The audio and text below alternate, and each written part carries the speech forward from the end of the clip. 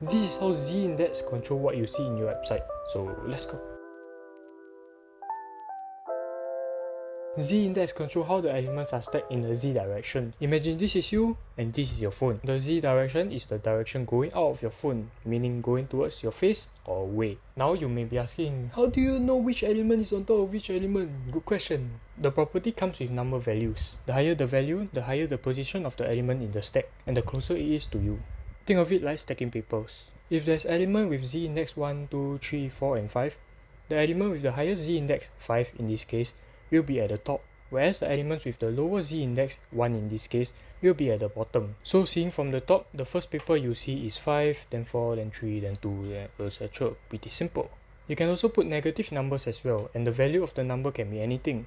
However, I advise using something simple like 1 or 2 or 3 or 4, not 99999 for example. This will make the code look cleaner and easier to understand. But using z-index as a catch is not as simple as it may seem. What do I mean? Z-index only works on positioned elements, meaning elements that have been positioned absolutely, relatively, stickily, or fixedly.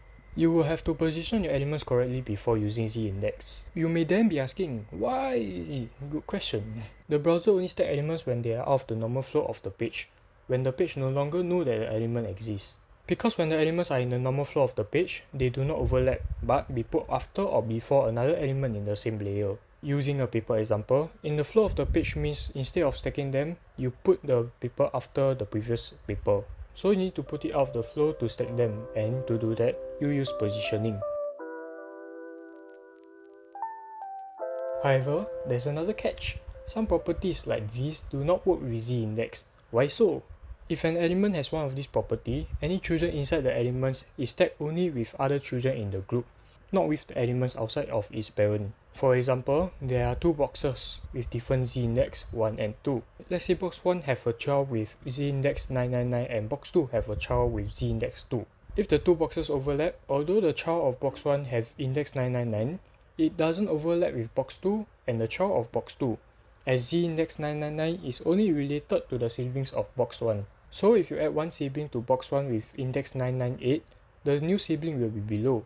And if you add one sibling to box 1 with z-index 1000, the new sibling will be above.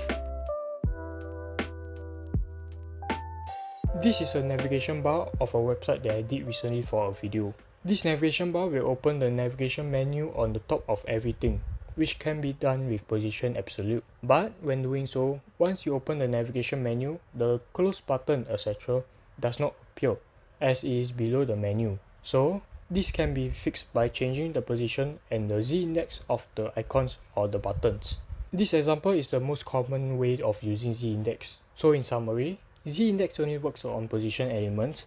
Higher z-index means closer to the user, and watch out for stacking context traps. So yeah, this is how z-index works. Anyways, that's my opinion. Bye.